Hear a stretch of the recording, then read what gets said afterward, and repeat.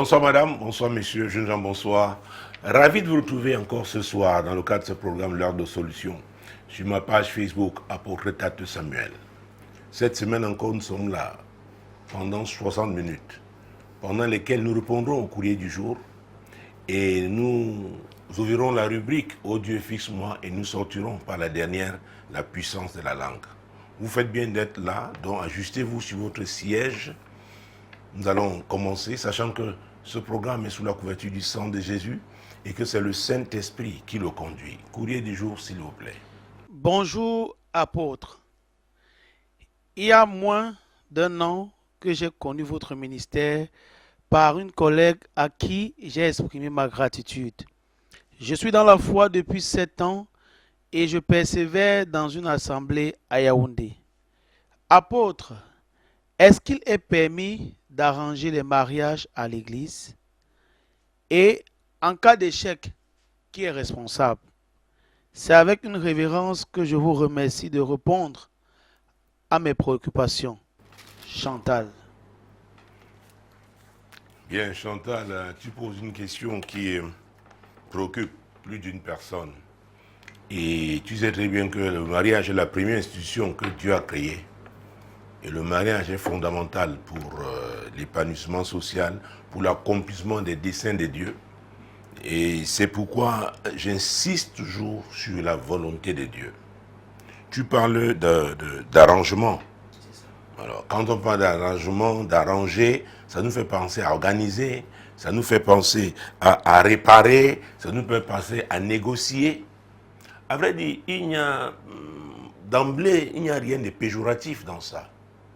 Pour moi, ce qui me préoccupe, c'est l'esprit qui, n'est-ce pas, conduit ce moment-là, cette phase-là. Le psalmiste dit, si l'Éternel ne bâtit la maison, ceux qui bâtissent travaillent en vain. Si l'Éternel ne veille sur la ville, ceux qui veillent gardent en vain. Alors, c'est très important, et notamment cette année où nous insistons, Dieu m'a parlé particulièrement, et j'insiste sur la notion de but, B-U-T.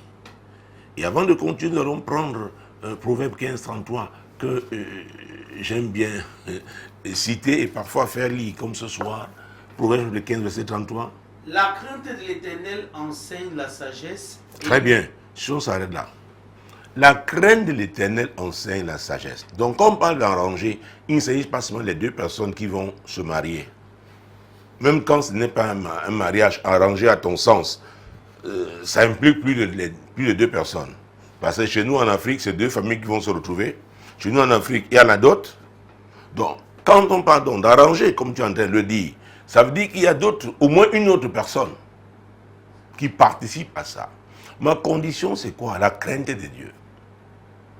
Pour tous les acteurs. Les futurs époux, celui ou ceux qui procèdent à l'arrangement, est-ce qu'ils craignent Dieu? Parce que s'ils craignent Dieu, ils vont s'appuyer sur quoi? Ils seront d'abord focalisés sur le but de Dieu. Et le but de Dieu ne peut pas s'accomplir avec le mensonge, avec la manipulation. Non, non, non, non, non. Avec les pensées humaines. Souvenez-vous, Pierre qui avait eu la révélation de qui était Jésus, le Christ, le Fils de Dieu. Quelque temps après, quand Jésus a commencé à parler, n'est-ce pas, de son but, comment est-ce qu'il allait achever sa mission terrestre à la croix du Calvaire après avoir souffert entre les mains des religieux, livré par eux. Pierre lui a dit non, n'en déplaise à Dieu, ça ne t'arrivera pas. Vous savez ce que Jésus lui a répondu? Il a dit, arrière de moi Satan. Parce que tes pensées sont des pensées humaines. Donc quand on parle des choses humaines, ce sont des choses charnelles. Et nous sommes limités. Alors tout mariage qui doit glorifier Dieu, c'est parce que c'est pour accomplir son but. Donc, il faut des gens qui craignent ce Dieu-là. Des gens qui vont se laisser conduire par ce Dieu. Qui, pour nous chrétiens, ah oui, il n'y a pas longtemps, nous avons parlé de Pentecôte, nous avons l'Esprit de Dieu. Le jour de notre vie à Dieu, son Esprit entre. C'est Dieu qui entre, qui est présent dans notre vie. Ce Dieu qui peut remplir votre vie, ce Dieu qui peut vous inspirer. Et il a dit que le Saint-Esprit sera en nous et avec nous, c'est-à-dire quoi? Nous conduire aussi. Et c'est très important. Et la Pentecôte venait nous parler du Saint-Esprit, nous amène à parler du Saint-Esprit qui se manifeste avec sa puissance. Maintenant, pour renverser les obstacles, pour mener le combat spirituel, c'est un équipement que nous recevons de Dieu. Donc, quand vous avez des personnes qui craignent Dieu, avec un tel équipement divin, et la Bible déclare, si deux d'entre vous s'accordent, et c'est très important. Lisons ce verset. Vous savez, je suis très attaché au principe. Parce que les gens le plus souvent, parce qu'ils veulent atteindre leur objectif, ils mettent Dieu devant. Mais c'est Dieu qui parlait par Isaïe, que ce peuple m'honore seulement avec ses lèvres, mais son cœur n'est pas là. Et croyez-moi, quand on parle de mariage, beaucoup le font parce qu'ils veulent accomplir leur objectif personnel. Et ils mettent Dieu devant. Ce n'est pas parce qu'on a dit Dieu, que Dieu est là. C'est pourquoi j'ai parlé des différents acteurs. S'ils craignent Dieu, ah oui, on peut arranger. Et ce n'est pas parce qu'un mariage vient de Dieu qu'il ne peut pas avoir des problèmes. Que ce soit très clair. Écoutez, quand vous allez chez un concessionnaire automobile et qu'il vous vend sa voiture, il vous donne une notice comment l'entretenir.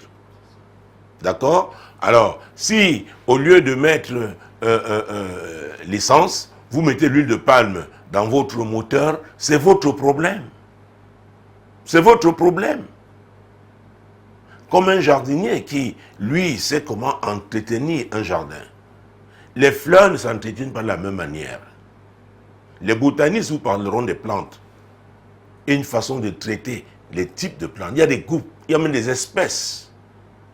Donc faisons très attention quand nous disons oui, quand ça vient de Dieu, ça va marcher. Non, non, non. Chacun a un rôle à jouer. On doit respecter les règles. L'apôtre Paul nous a dit que nous sommes des athlètes. Et l'athlète n'est pas couronné s'il n'a pas couru selon les règles. Donc cette façon de vouloir toujours se rendre irresponsable, non, non, non, non, non. Les acteurs, concernant la parole de Dieu, doivent faire ce que chacun est appelé à faire.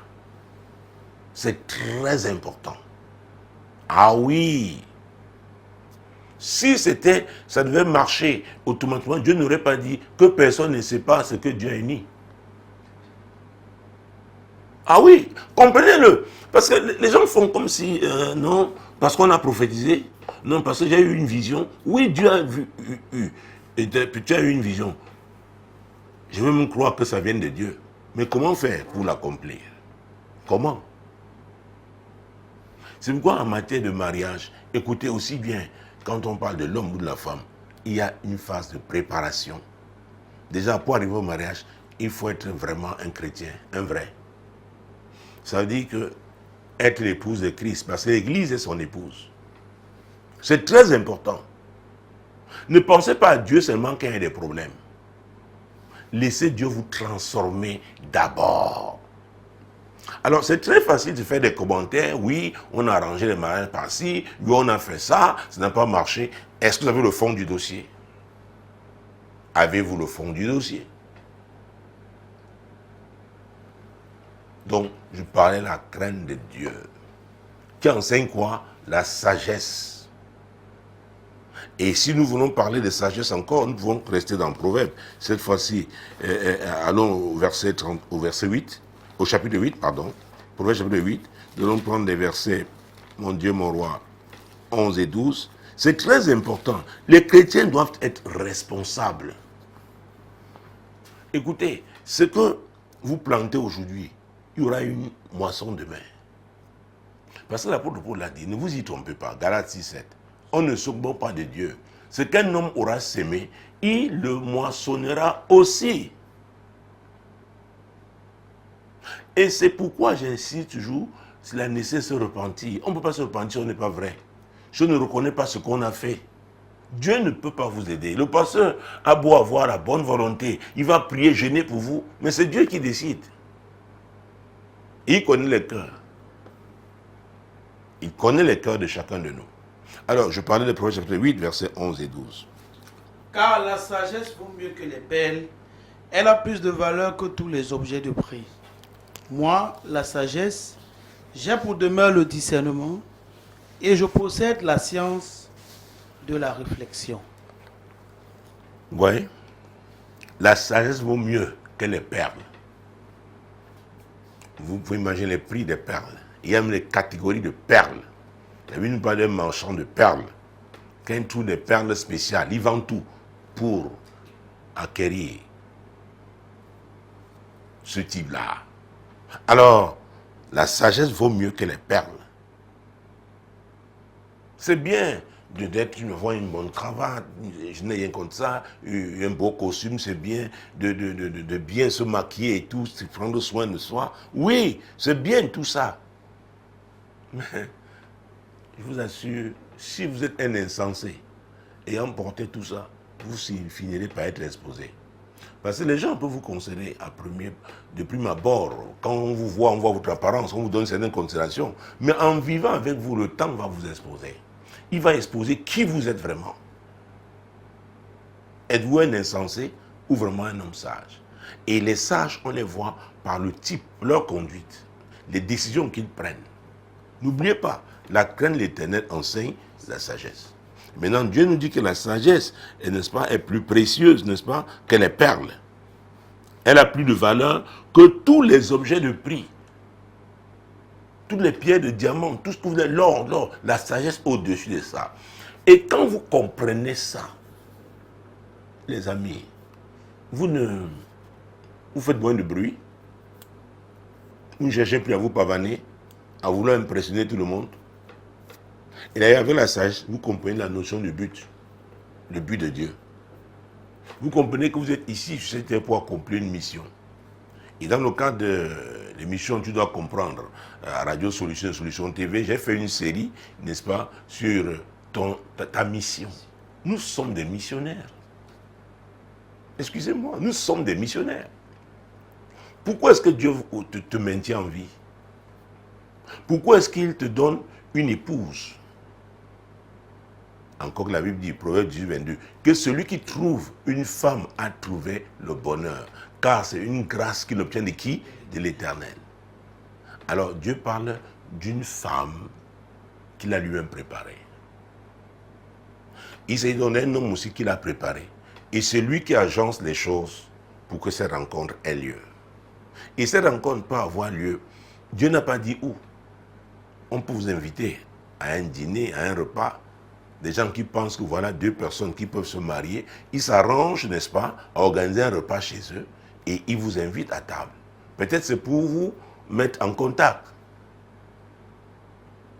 Peut-être ils peuvent décider, je ne sais pas, d'aller pique-niquer quelque part, n'est-ce pas, on va passer toute la journée quelque part. Ils vous invitent. Tout ça, ce sont des cadres différents. Des cadres où vous pouvez vous exprimer de façon différente. Oui. C'est très important. Donc, on parle d'arrangement. Je refuse de regarder seulement le côté africain comme manigance, parce que généralement, quand les gens se disent ça, c'est négatif. Il faut faire très attention. Alors, je peux le dire d'emblée, et ça, ces statistiques n'engagent que moi. Quand on met sur une balance les mariages dont on qualifie d'arrangement, ils sont plus stables que les mariages des gens qui font leurs amourettes. Et après, viennent mettre les gens, viennent faire leur cinéma en public. Je vous le dis, je suis pasteur, et ça c'est incontestable. À Douala, j'ai eu le privilège de célébrer beaucoup de mariages. Beaucoup, croyez-moi.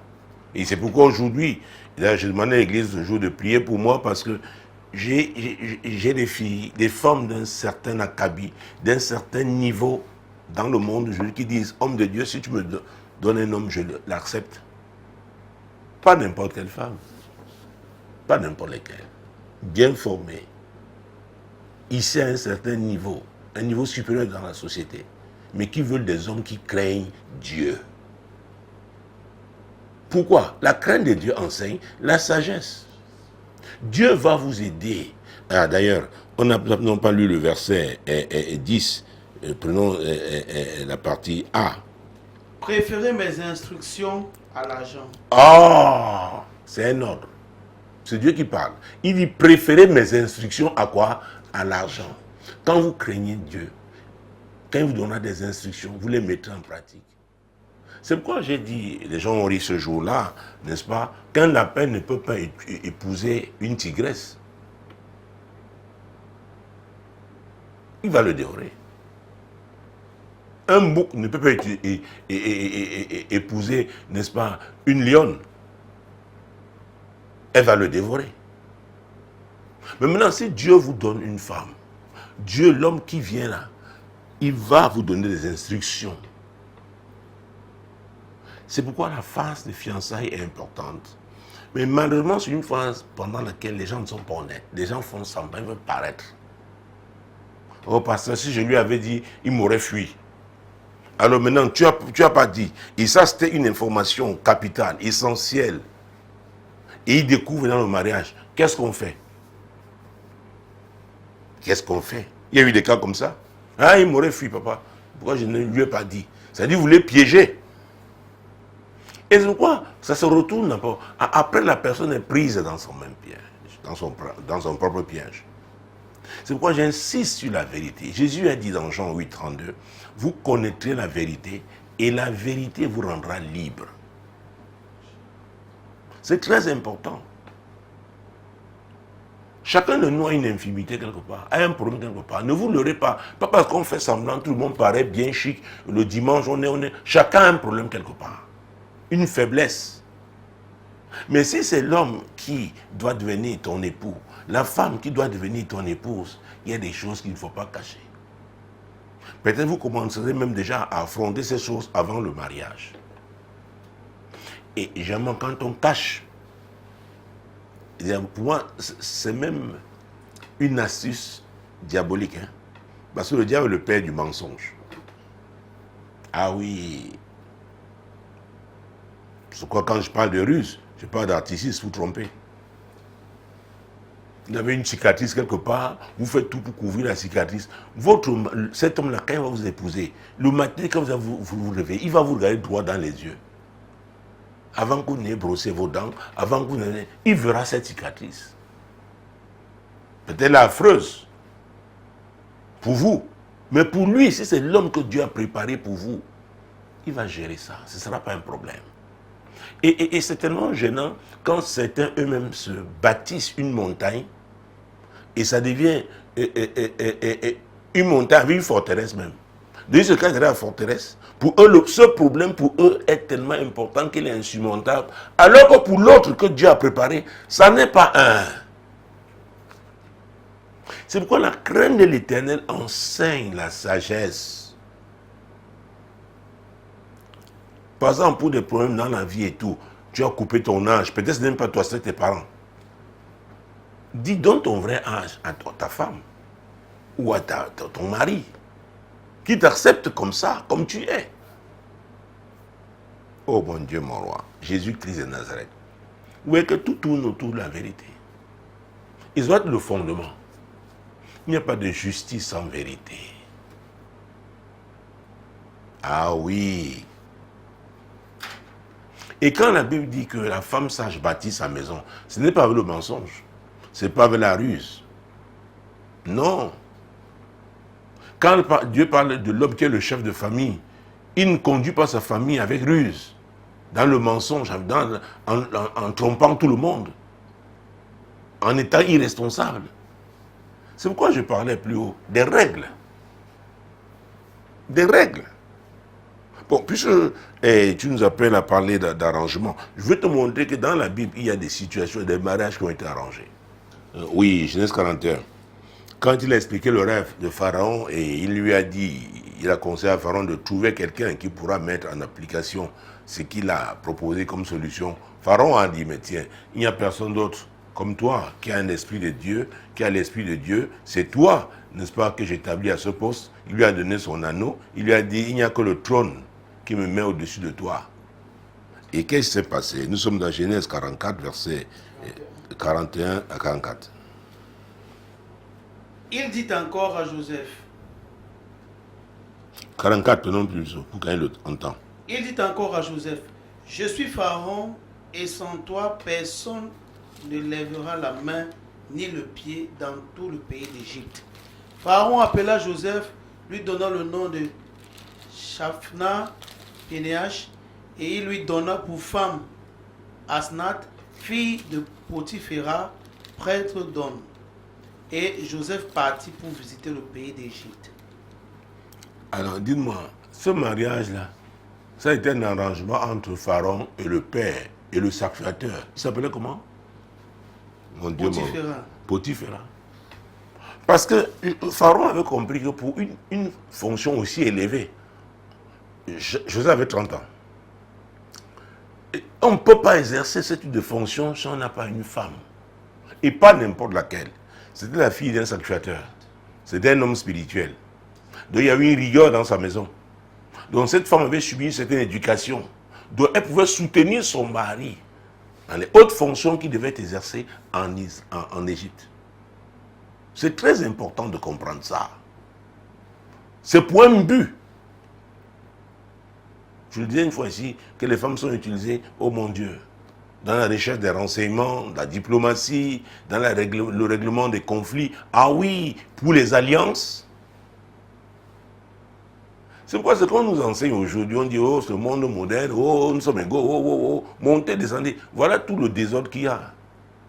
J'ai parlé encore hier avec deux personnes, le mariage des stars. Vous voyez comment ils se marient après. Elle se marie après, ça se casse.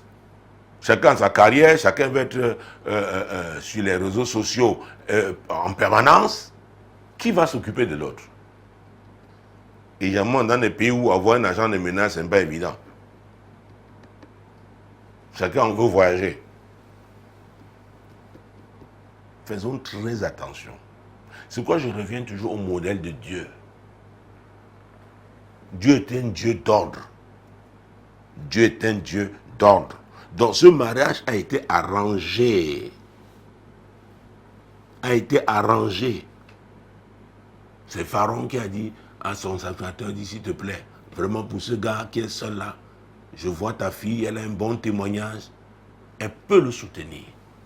Et la preuve, quand, mon Dieu, Jacob est arrivé en Égypte, qu'est-ce qu'il a fait? Il a adopté les deux premiers enfants que Joseph a eu en Égypte, Ephraïm et Manassé. Il les a adoptés. Et nous connaissons l'alliance. Comment Dieu avait appelé Abraham à une alliance. Et Isaac était son héritier. Et après l'héritier d'Isaac était Jacob. Dont les enfants là sont entrés dans l'alliance. Ça veut dire que Dieu a agréé ce mariage. Faisons très attention les amis. Ce qu'on nous présente là toujours de façon artificielle, très beau, très coloré. Il faut faire très attention. Parlons du fond, parlons du fondement. Donc on peut arranger un mariage. Je vous l'ai dit, ceux qui sont arrangés se cassent moins que ceux qui sont remplis de tous ces mensonges. Puisqu'on apprend aux enfants comment avoir 3 copines sur le net. Il y a des sites, on leur apprend comment faire. Aux filles, comment séduire, comment être toujours, bref, artificiel et superficiel. Et c'est pourquoi ça ne marche pas. Parce que tout ce qui vient du mensonge, la Bible dit, et c'est Jésus qui l'a dit, dans Jean chapitre 10, verset 10, à sa partie A, le voleur ne vient que pour voler, égorger et détruire. Et qui est le voleur? C'est le diable.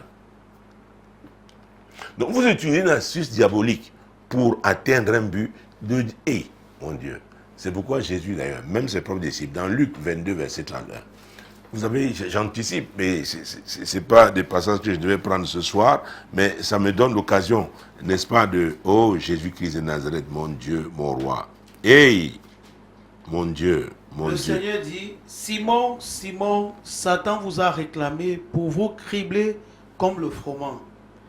Mais j'ai prié pour toi, afin que ta foi ne défaille point.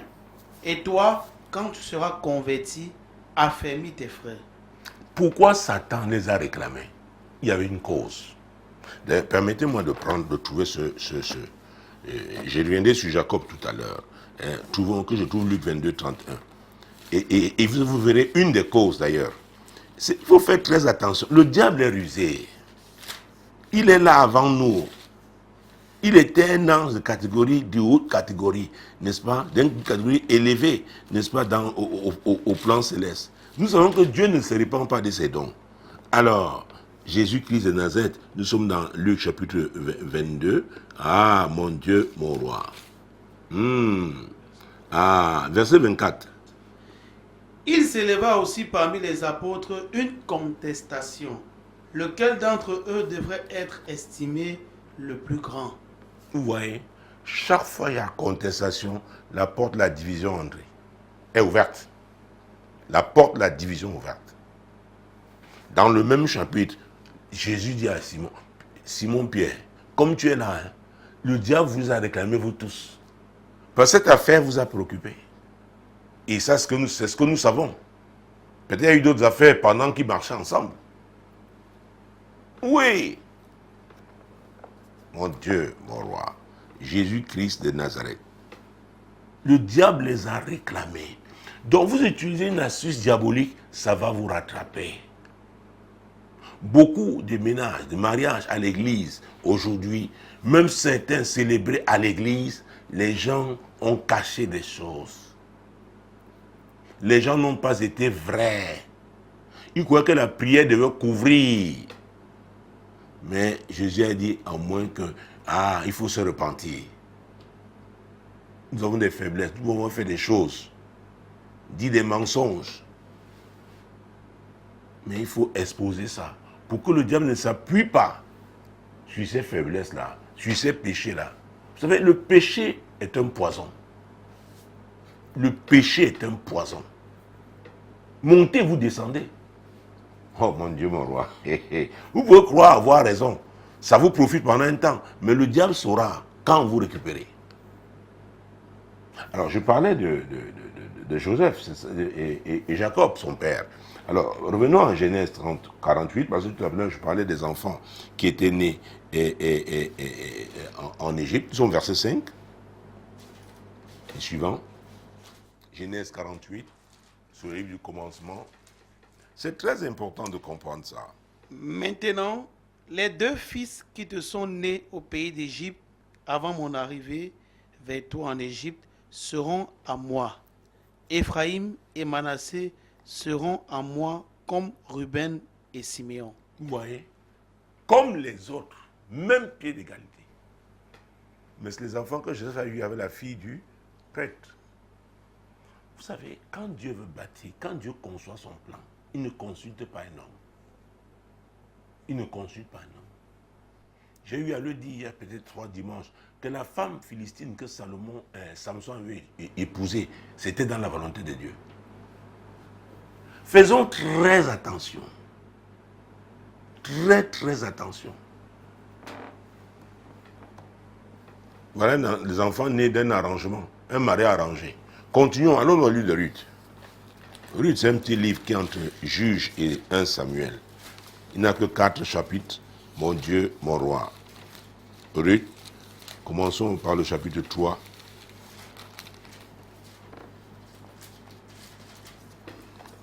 Jésus-Christ de Nazareth. Ruth, chapitre 3, versets 16 à 18. Ruth revint auprès de sa belle-mère et Naomi dit, « Est-ce toi ma fille ?» Ruth lui raconta tout ce que cet homme avait fait pour elle. Elle dit, « Il m'a donné ces 6 mesures d'orge en disant, tu ne retourneras pas vide vers ta belle-mère. » Et Naomi dit, « Sois tranquille ma fille, jusqu'à ce que tu saches comment finira la chose, car cet homme ne se donnera point de repos qu'il n'ait terminé cette affaire aujourd'hui. » Oh mon Dieu, mon roi, vous connaissez l'histoire de Ruth. Ruth, avec Orpa, avait été mariée, avait été des belles filles de Naomi. Leur mari était décédé à la suite de leur père. 10 ans après son mari, ils ont vécu là-bas. Eux aussi sont morts. Donc, ces 3 veuves, Naomi ayant appris que Dieu a visité son peuple par le pain, parce que son beau-père avait quitté, n'est-ce pas, Bethléem à cause d'une crise, la famine qui sévissait à l'époque. Maintenant, Naomi décide de retourner. Ses belles filles avec elle. Elle essaie de les dissuader. Orpa finalement se laisse dissuader et s'en va. Elle pleure toutes les 3. Orpa, ça va, c'est les Moabites. Elle rentre à Moab, son pays. Mais Ruth s'attache à Naomi. Elle dit, là où tu vas gérer, ton Dieu sera mon Dieu. Là où on va t'enterrer, on va m'enterrer. Le but. Et c'est Dieu qui est en action. Ruth avait identifié le but de Dieu pour sa vie, qui ne pouvait pas s'accomplir au pays de Moab. Quand elle est arrivée, elle a insisté. Elle a écouté les femmes qui ont dit, hey, n'est-ce pas Naomi? Elle a dit, moi, appelle-moi Mara, qui veut dire amertume, car Dieu m'a affligé. Elle était avec son colis, Ruth. Donc des femmes qui n'avaient rien, mais qui sont arrivées au bon moment. Et Ruth était une travailleuse. Elle décide alors, bon, il faut qu'elle aille travailler parce que sa belle-mère doit vivre. D'accord? Et c'est ainsi qu'elle arrive et elle va travailler dans le champ de qui? De Boaz. Et elle était dans la compagnie des moissonneurs. C'est très important, les amis. Oh, Jésus, nous n'avons pas assez de temps. Jésus-Christ de Nazareth. Alors elle revient, et la Bible dit qu'elle fait un rapport. Elle n'a pas fait un rapport partiel. Elle a dit tout. Et c'est le problème de beaucoup. Les gens, c'est les morceaux choisis. On vient dire au passage ce qu'on veut. On ne dit pas l'autre. Mais le reste qu'on cache, on est conscient. On est conscient que la partie qu'on cache là peut être problématique. Et le diable enregistre ça. Il dit c'est justement ce que tu as caché là qui va te dire. J'utilise ça pour te renverser. Et le diable, c'est être patient. Ah oui, tous les hommes te célèbrent. Oh, oh, ça a marché, marché. Alors que tu as concocté des choses mécaniquement et malhonnêtement. Elle a tout dit. C'est pas ce qu'elle dit. Ruth Tout. lui raconta tout ce que cet homme avait fait pour elle. Elle lui racontera tout. Pourquoi? Elle avait confiance. Alors, c'est une notion qui est importante quand on dit pas de mariage arrangé. Il y a la notion de confiance. Pharaon avait confiance en son sacrificateur. Il savait que sa fille ne pouvait pas le décevoir. Et Joseph, vous avez confiance en Pharaon. La preuve, les deux enfants ont été adoptés par Jacob. Oh mon Dieu, mon roi, Jésus qui n'a... Alors, chapitre 4, verset 10 à 15. Prenons maintenant le verset 1. On va que pour introduire. Boaz monta à la porte et s'y arrêta.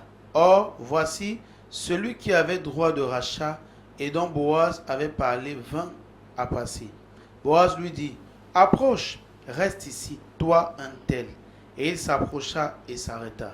Vous savez, quand la Bible parle de celui qui a le droit de rachat, parce qu'à l'époque, quand quelqu'un n'a pas eu d'enfant avec sa femme, s'il mourait, quelqu'un d'autre, s'il était encore en capacité d'en faire, quelqu'un de sa famille, mais il y avait un rang. Si le premier désiste, le deuxième peut. Donc, c'était comme ça. Alors, Boaz n'était pas le premier qui pouvait prétendre épouser Ruth, prétendre à l'héritage, n'est-ce pas, d'Elimelech. Alors, voilà pourquoi il appelle tout le monde. Il appelle où? À la porte. Les choses importantes, c'est les gars à la porte. C'est très important. Et mon Dieu, on n'en parle pas le temps. C'était un tournant décisif. Décisif. Oh mon Dieu, mon roi. Alors, mon Dieu, verset 2. Boaz prit alors 10 hommes parmi les anciens de la ville et il dit, asseyez-vous ici. Et ils s'assirent. Oui. Puis il dit à celui qui avait le droit de rachat, Naomi, revenue du pays de Moab, a des terres qui appartenaient à notre frère Elimelech. J'ai cru devoir t'en informer et te dire à qui elle a, en présence des habitants et en présence des anciens de mon peuple. Si tu veux racheter, rachète, mais si tu ne veux pas, déclare-le-moi afin que je le sache. Car il n'y a personne avant toi qui ait le droit de rachat et je l'ai après toi. Ah, et il répondit. Et il répondit, je rachèterai. Alors, le monsieur dit qu'il va racheter. Ah, ça se complique. Parce que Naomi dit, je vends. C'est une transaction. Et Boaz, un homme futé, va continuer. Nous sommes au verset combien? 5. Mon Dieu, mon roi. Et, oui. Boaz dit, le jour où tu acquerras le champ de la main de Naomi, tu l'acquerras en même temps. Tu l'acquerras en même temps de Ruth, la Moabite, femme du défunt, pour relever le nom du défunt dans son héritage. Et celui qui avait le droit de rachat répondit, je ne puis racheter pour mon compte, crainte de détruire mon héritage. Prends pour toi mon droit de rachat, car je ne puis pas racheter. Donc il ne voulait pas de Ruth. Ruth était comme un objet comme une personne de malheur. Il dit, je ne veux pas troubler ma maison avec ça. Je voulais bien les terres, j'ai l'argent payé, mais la femme là, Et Boaz, exprès, a posé cette condition. Et c'est comme ça que Boaz donc a racheté. Et dans son rachat, il y avait qui? Ruth. Oh mon Dieu, mon roi, Jésus-Christ de Nazareth. Oh mon Dieu, verset 9.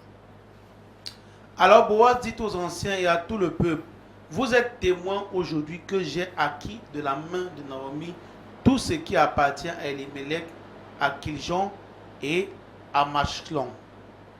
Et que je me suis également acquis pour femme Ruth, la Moabite, femme de Machlon, pour relever le nom du défunt dans son héritage, et afin que le nom du défunt ne soit pas retranché d'entre ses frères et de la porte de son lieu.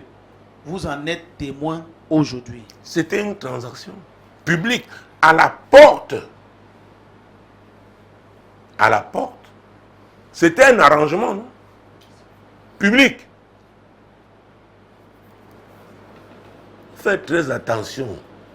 Les femmes, je sais, vous avez eu le master, PhD, mais les amis, mes amis, vous m'aimez beaucoup et vous priez pour moi. Vous soutenez mon ministère parce qu'elles sont les plus nombreuses. Mais je vous amène à la réalité. Ayons les pieds sur terre.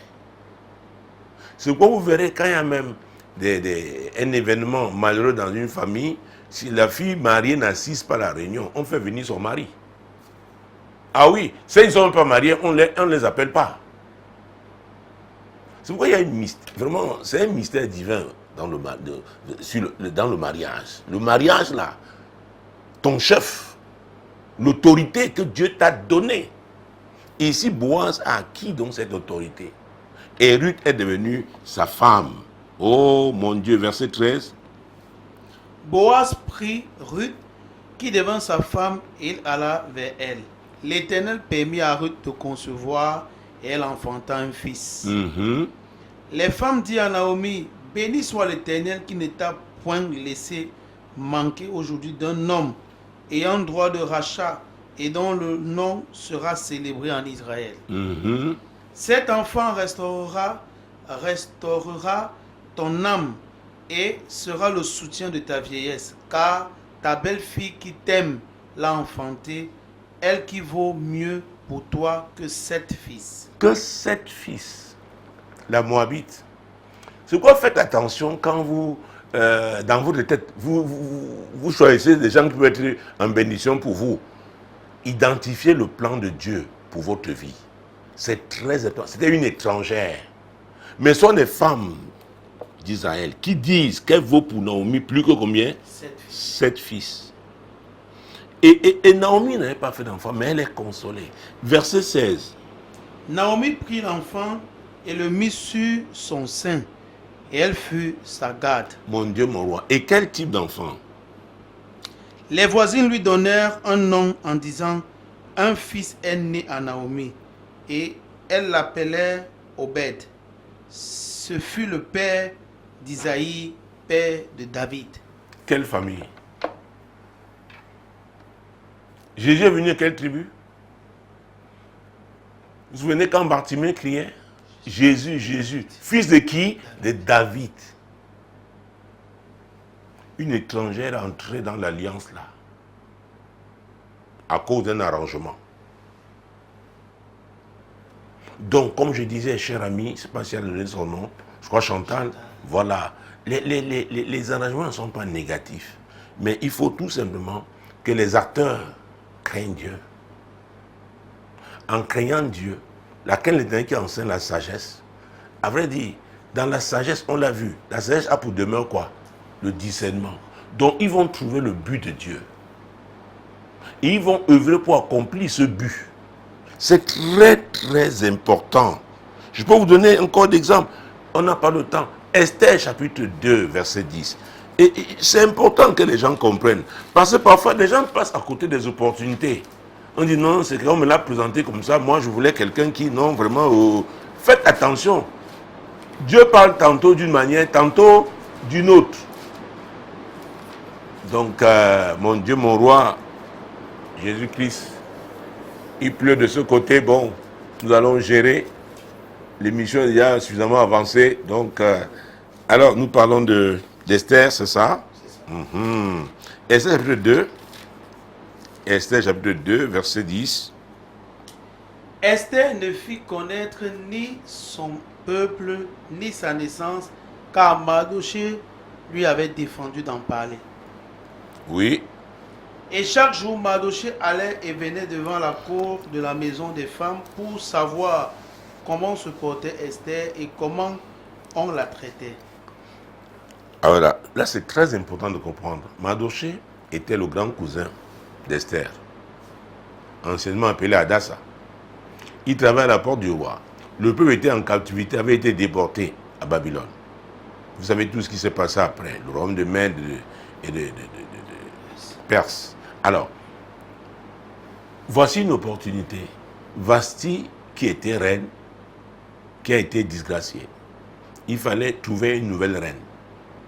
Et Mardochée pense que sa cousine, sa jeune cousine peut participer à ce concours à l'étranger. Il lui défend de ne pas, n'est-ce pas, de cacher son identité parce que c'était réservé aux filles du pays.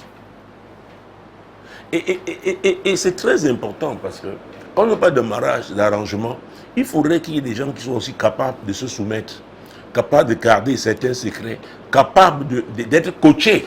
Il y a le coaching dedans. Tu peux avoir le master 8, mais si tu n'es pas quelqu'un qu'on peut coacher, ce sera compliqué. Parce que la personne qui arrange peut-être te connaît tes défauts. Comment te dit, travaille cette affaire. Pendant que la personne donne ce conseil, elle prie par rapport à ça. Mais toi, tu dis, je m'en fiche, oh, vraiment, j'ai réussi, moi, je suis cadre, je suis... On s'en fiche, j'en connais qui sont très malheureuses. J'en parlais en début d'émission. Des femmes qui vont assister à un conseil d'administration à Abuja le mardi et tu apprends que le vendredi, elles sont à Londres à un autre conseil d'administration. Et la semaine d'après, vous les retrouvez à Cape Town. Donc des femmes qui ont réussi leur vie. Il y en a dans le monde de la finance, il y en a dans le monde politique. Ah oui! Il y en a des grands médecins. Mais qui ont compris que après tout ça, il y a un vide. Mais elles ne veulent pas que le vide soit comblé par n'importe qui. Parce qu'il ne saurait pas être comblé par n'importe qui d'ailleurs. Il faut que quelqu'un fasse quoi? Qui craigne Dieu. Et quelqu'un qui craint Dieu va vous respecter. C'est très important. Alors, mesdames, messieurs, n'avancez pas dans vos relations, quelle que soit la personne, s'il n'y a pas de respect. Alors là, ça, je suis formel là-dessus. À moins que vous soyez quelqu'un qu'on peut acheter avec les cadeaux, c'est-à-dire que vous n'avez pas... Votre niveau sont les cadeaux. Et là, on vous parle de la sagesse qui est plus précieuse que les perles. Maintenant, si avec les perles, on peut vous manipuler, c'est que vous êtes un objet. Vous ne pesez pas lourd. Avec vous, on ne peut pas aller loin. Vous n'avez pas de principe, vous n'avez pas de valeur. Et je suis attaché aux valeurs divines. Oui, madame, oui, messieurs. C'est très important. Alors, chapitre... Et nous avons lu Esther dans chapitre 3, c'est ça? Chapitre 2. Entre chapitre 2. Alors, chapitre 3. Jésus-Christ de Nazareth. Esther, non. En continuant le verset 13 à 18 du chapitre 2. C'est ainsi que chaque jeune fille allait vers le roi. Et quand elle passait de la maison des femmes dans la maison du roi, on lui laissait prendre avec elle tout ce qu'elle voulait. Elles y allaient le soir et le lendemain matin, elle passait dans la seconde maison des femmes, sous la surveillance de Shashgad, eunuque du roi et gardien des concubines. Elle ne retournait plus vers le roi, à moins que le roi n'en eût le désir et qu'elle ne fût appelée par son nom. Lorsque son tour d'aller vers le roi fut arrivé, Esther, fille d'Abishai, oncle de Mardochée, qui l'avait adoptée pour fille, ne demanda que ce qui fut désigné par Hégai, eunuque du roi et gardien des femmes. Esther trouva grâce aux yeux de tous ceux qui la voyaient. Esther fut conduite auprès du roi Assuérus dans sa maison royale le 10e mois, qui est le mois de Tébet, la 7e année de son règne. Le roi aima Esther plus que toutes les autres femmes, et elle obtint grâce et faveur devant lui plus que toutes les autres jeunes filles. Il mit la couronne royale sur sa tête et la fit reine à la place de Vasti. Alors, c'est très important. Je parlais de comment Esther était soumise à Mardoché. Oui, son père, son manager, si vous voulez, son coach. Et elle trouvait grâce. La Bible dit, tout le monde, le nu qui était là, d'ailleurs, on lui avait donné la plus belle maison. Avec 7 filles. Je ne peux pas insister sur la symbolique du chiffre 7. Et oh mon Dieu, mon roi. Oh, et même c'est la 7e année du royaume. Et oh Jésus, il y a tellement de choses qui concourent. Et c'est le 10e mois. 10 parle de l'ordre divin. Dieu était dans cette affaire. Dieu était dans cette affaire. Pourquoi Esther, devenue reine, devra jouer un rôle important à un moment donné. Et ceux qui ont lu ce livre, je vous conseille le livre, n'est pas très long. Vous verrez comment elle a, par elle, la délivrance du peuple d'Israël qui avait été livré à un homme méchant. Aman est arrivé. C'était le but de Dieu. C'était le but de Dieu. Donc tout arrangement qui est fait dans le but d'atteindre, n'est-ce pas, ce but de Dieu est divin. Donc cessez de juger. Maintenant, si les acteurs sont malhonnêtes, c'est eux. Or, la Bible déclare que tout ce qui n'est pas conviction est péché. Donc ne dites pas qu'on nous a forcé à entrer en relation. La Bible nous dit que nous, chrétiens, Jésus avait promis qu'il ne serait pas seul. Un, qu'il enverrait le consolateur, c'est-à-dire il y aura des moments difficiles, et au moment de pleurs, de douleurs, le consolateur va nous consoler. Deux, ce consolateur est l'esprit de vérité. Oh mon Dieu, nous avons parlé de discernement tout à l'heure. Il va nous conduire à faire la différence, ce qui est vrai, ce qui est faux. Et il va nous conduire dans toute la vérité. Et nous savons que dans 1 Corinthiens 2, verset 10, l'apôtre Paul nous a dit que ce Saint-Esprit sonde même les profondeurs de Dieu. Donc, pour sortir, vous êtes attaché à l'Esprit de Dieu. Vous ne pouvez pas. Si vous allez faire de lui vraiment votre conducteur, votre ami, j'ai parlé, nous avons gêné ici par conversable le Saint-Esprit. Si votre communion est bonne, oh, on ne peut pas, on ne peut pas, on ne peut pas. Parce que la Bible dit, mieux vaut la fin d'une chose que son commencement. Le Saint-Esprit est l'esprit d'achèvement. Ah oui, vous ne pouvez pas échouer avec lui. Et si vous voulez voir comment quelqu'un que Dieu a appelé, David, non pas le temps, comment par 2 fois, Saül, oh, je vais citer juste les passages bibliques, 1 Samuel 18, parce qu'il faut équilibrer les choses. Chantal peut avoir raison parce qu'elle a vécu des situations terribles où les acteurs étaient des gens mesquins, des gens qui ne créaient pas Dieu, des gens parfois qu'ils faisaient pour un but lucratif. Donc 1 Samuel 18, verset 17-18. Saül dit à David, voici, je te donnerai pour femme ma fille aînée Mérab, sers-moi seulement avec vaillance et soutiens les guerres de l'Éternel. Or, Saül se disait, je ne veux pas mettre la main sur lui, mais que la main des Philistins soit sur lui. David répondit à Saül, qui suis-je? Qu'est-ce que ma vie? Qu'est-ce que la famille de mon père en Israël pour que je devienne le gendre du roi? Vous voyez que David était de bonne foi, mais Saül était un homme méchant. Et pour finir, même il ne va pas lui donner cette fille, hein, n'est-ce pas? Verset 19. Lorsqu'arriva le temps où Mérab, fille de Saül, devrait être donnée à David, elle fut donnée pour femme à Adriel de Méola. Vous voyez?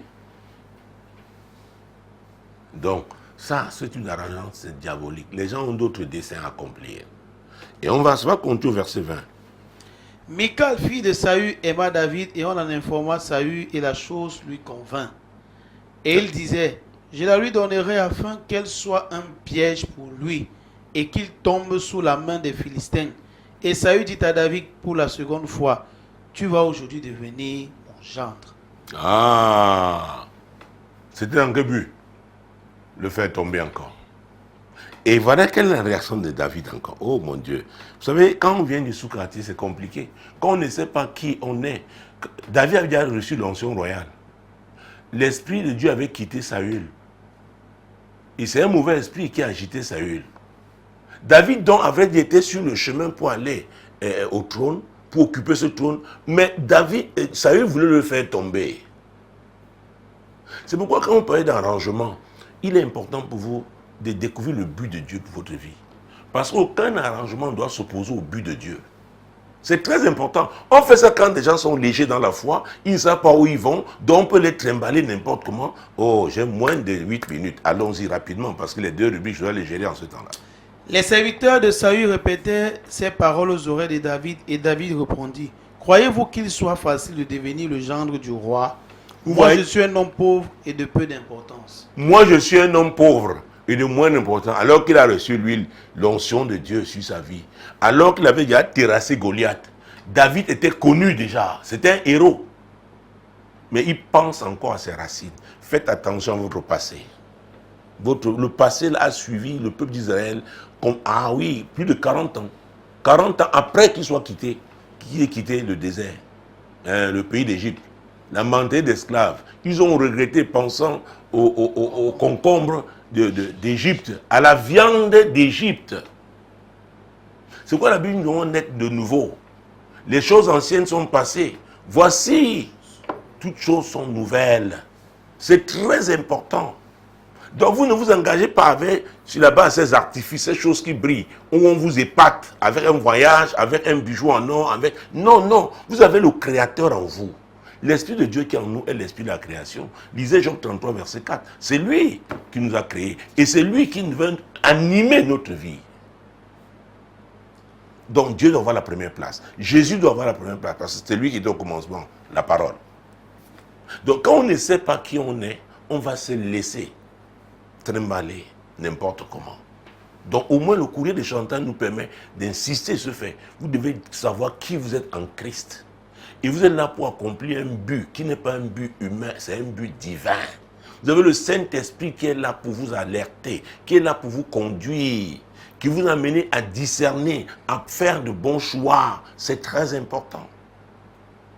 Je pense avoir répondu au courrier parce que j'ai moins de 5 minutes maintenant. Je dois courir, il nous reste 2 rubriques. Oh Dieu, fixe-moi. Mesdames, messieurs, vous voyez que le courrier de Chantal nous amène à parler de ça. Beaucoup, n'est-ce pas, cherchent à être fixés, mais ils sont plombés par le type de mariage dans lequel ils s'engagent. Parce qu'ils ne donnent pas la première place à Jésus, au Seigneur, qui a dit chercher premièrement le royaume et la justice de Dieu. Et toutes ces choses vous seront données par-dessus tout. Ah oui, ce n'est pas facile, je comprends dans ce monde. Vous êtes une femme, tous vos amis sont mariés, vous dites, mais comment nous voici, je vieillis. Oh, nous avons, déjà il faut savoir, la vision que nous avons, et c'est Média Solutions, le ministère que Dieu m'a donné, c'est que notre vie, c'est limite à la société. Nous avons l'éternité avec le Seigneur. Donc si nous croyons que tout ce que nous faisons, c'est pour être heureux sur cette terre, et Jésus a dit, que servirait-il à un homme de gagner le monde entier s'il doit perdre son âme? Les amis, nous devons réfléchir, nous devons méditer à ces paroles, nous devons faire attention que Jésus est toujours la première place. Et il vous indiquera, parce que le Saint-Esprit, c'est lui qui est le révélateur. Faites de lui votre ami, votre partenaire, votre conseiller. Il va vous indiquer, il va vous révéler pourquoi Dieu vous a sauvé, quel est son but pour votre vie. Et alors, quand on parle de mariage, c'est 2 personnes qui se mettent ensemble donc, pour accomplir le but de Dieu. À vrai dire, ces personnes sont complémentaires. Oh Dieu, fixe-moi. Nous allons prier maintenant pour tout cela qui veut être fixé. Peut-être ça peut être dans une relation d'affaires. Parce que je dois vous dire, même dans les affaires, il y a des gens, il y a des relations incompatibles. Vous avez un homme qui est dans les affaires, mais il évoque les mauvais esprits pour prospérer dans les affaires. Il peut être votre partenaire alors que vous comptez sur Dieu. Ce n'est pas possible. Ce n'est pas possible. Donc prions pour le discernement de nos amis. Nous, de ce groupe de la solution, intercédons s'il vous plaît. Au moins parmi nous, personne ne doit tomber dans de tels pièges au nom puissant de Jésus. Et ceux qui nous suivent devraient le comprendre. Père, alors que cette émission tire à sa fin, ô Dieu Tout-Puissant, nous intercédons pour tous ceux de ce groupe de solution, tous ceux qui suivent cette édition. Seigneur, nous prions pour le discernement, qui comprennent d'abord que tu as dit, cherchez premièrement le royaume et la justice de Dieu. C'est ce que tu as dit. Et c'est toi qui as dit que tu es le chemin, la vérité et la vie, que nul ne peut aller au Père que par toi. Tu nous as créés pour un but, ô Dieu, que chacun le sache. Et que ce n'est qu'en Jésus-Christ, lui qui est le seul médiateur de Dieu et les hommes, selon l'apôtre Paul, 1 Timothée 2, verset 5, que c'est lui qui va nous fixer. C'est Jésus qui est le point de départ. Donc que chacun comprenne ce soir que s'il comprend, s'il saisit ce que nous sommes en train de dire dans ce programme, il se tournera vers Jésus. Et c'est très simple de le faire. Reconnaissez que vous êtes un pécheur. Vous avez vécu selon vos voies, selon les influences de ce monde. Et qu'aujourd'hui vous regrettez. Et que vous décidez maintenant de vous donner votre vie à Jésus. De vous soumettre à lui. Son sang, il va vous laver avec son sang. Le sang de Jésus va vous laver. Et ce sera un nouveau départ. Et là, vous êtes déjà fixé, c'est-à-dire que vous êtes dans la bonne direction. Parce que le chemin, la vérité et la vie. Et c'est l'Esprit de Dieu qui vous a convaincu donc à soumettre vos vies à Jésus. C'est lui qui va vous conduire vers le but de Dieu pour votre vie. Et en vous conduisant, si vous êtes appelé à vous marier, vous rencontrez cet homme, vous rencontrerez cette femme. Mesdames, messieurs, ça c'est la vérité pour vous. Prions pour que ce soir, que les gens vraiment se laissent convaincre par l'Esprit de Dieu et qui se confient à Jésus, qui donnent leur vie à Jésus et tournent le dos à ce monde au nom de Jésus. Seigneur, voilà l'objet de notre intercession dans ce groupe de l'heure de solution. Seigneur, nous prions pour, oh mon Dieu, une moisson abondante ce soir. Des gens que le diable avait égarés, que le diable avait trompés, mais ils comprennent aujourd'hui que le salut est en Jésus seul. Seigneur, qu'il le fasse et que désormais se laisse conduire par le Saint-Esprit qui les a convaincus au nom puissant de Jésus. Il me reste moins d'une minute pour la rubrique « La puissance de la langue ». Oh mon Dieu, mon roi. Alors, dimanche, il y a une semaine, je parlais, 2 semaines, j'avais mon message, c'est le jour de mon anniversaire d'ailleurs, mais Jésus m'amène en Marc 4, 35. Il dit, passez à l'autre bord, passons à l'autre bord. Et ça, c'était la volonté de Dieu, le but de Dieu. Passons à l'autre bord. Mais quand ils se mettent donc dans cette barque, parce qu'il y avait plusieurs barques, à peine ils se sont mis donc, ils ont entrepris ce voyage de traverser, qu'est-ce qui s'est passé? Les flots, la Bible nous parle des flots, n'est-ce pas? Qui sont jetés sur quoi? Sur la barque où était Jésus. Et elle menaçait de s'enfoncer parce que l'eau entrait. Et c'est très important, mesdames, messieurs. Qu'est-ce que Jésus a fait si on a ce passage? Jésus s'étant réveillé, il menaça le vent et dit à la mer, silence, tais-toi. Et le vent cessa et il eut un grand calme. Alors, quand nous parlons de la langue, Jésus a utilisé sa bouche, sa langue, parce qu'il a compris que cette menace était spirituelle. Elle n'était pas ordinaire. Chaque fois que Dieu vous amène à un autre niveau, il y aura une résistance. Ce soir, au nom de Jésus, vous devez comprendre. Parce que Jésus a dit dans Jean 6, verset 60, ça c'est très important, 63 pourtant, Jean 6, verset 63, il dit que mes paroles sont esprit et vie, c'est ça? C'est l'esprit qui vivifie, la chair ne sert à rien. Les paroles que je vous ai dites sont esprit et vie. Et au chapitre 14, qu'est-ce qu'il va dire, verset 12? Il nous promet que ce qu'il a fait, nous le ferons. Nous ferons de plus grandes choses, oui. En vérité, je vous le dis, celui qui croit en moi fera aussi les œuvres que j'ai faites, et il en fera de plus grandes parce que je m'en vais au Père. Donc, comme Jésus a parlé au vent, a parlé à la mer, nous allons nous adresser à tout obstacle au nom de qui? Au nom de Jésus. Et avant qu'il n'aille même à la croix, ça il était encore sur la terre dans Marc chapitre 11, mon Dieu, mon roi, verset 23, qu'est-ce qu'il dit? Je vous le dis en vérité, si quelqu'un dit à cette montagne, ôte-toi de là et jette-toi dans la mer, et s'il ne doute point en son cœur, mais croit que ce qu'il dit arrive, il le verra s'accomplir. Quelle est cette montagne, mesdames, messieurs? Nous, de ce coup, leur solution, affrontons tous ceux qui croient, parce qu'ils ont suivi cette mission ce soir. Mon Dieu, que les montagnes qui se tiennent devant elles, les montagnes sont des problèmes. prophétisons, déclarons ce soir que ces montagnes tombent au nom puissant de Jésus. Père, nous du groupe de l'heure de solution ce soir, nous déclarons que ces montagnes hostiles au mariage, hostiles, Seigneur mon Dieu, mon roi, oui, à la progression au plan professionnel, hostile à la prospérité dans les affaires, hostile, oui, à l'enfantement, hostile, mon Dieu, mon roi, au voyage, hostile à la paix. Seigneur, nous prophétisons, nous ordonnons à ces montagnes, oui, de quitter, nous les dégageons au nom puissant de Jésus. Ces montagnes qui créent les maladies et entretiennent les maladies, qui créent la dépression, mon Dieu, nous les dégageons en accord, nous les dégageons de la vie de tous ceux qui suivent ce programme au nom puissant de Jésus. Ces montagnes qui vous empêchaient de dormir, prophétisez, déclarez ce soir au nom de Jésus qu'elles libèrent votre vie. Ces montagnes qui ont arraché la paix, qu'elles dégagent au nom puissant de Jésus. Ces montagnes qui vous ont soumises à la pauvreté, qu'elles dégagent au nom, quelles que soient les montagnes, ensemble, déclarons, dégagez au nom de Jésus, dégagez au nom de Jésus, dégagez au nom de Jésus. Merci madame, merci messieurs. Pour aujourd'hui, c'est terminé. C'est la fin de ce programme. Le prochain rendez-vous, c'est lundi prochain, il sera 21h. C'est sur ma page Facebook, Apôtre Tate Samuel. Demeurez bénis. Shalom.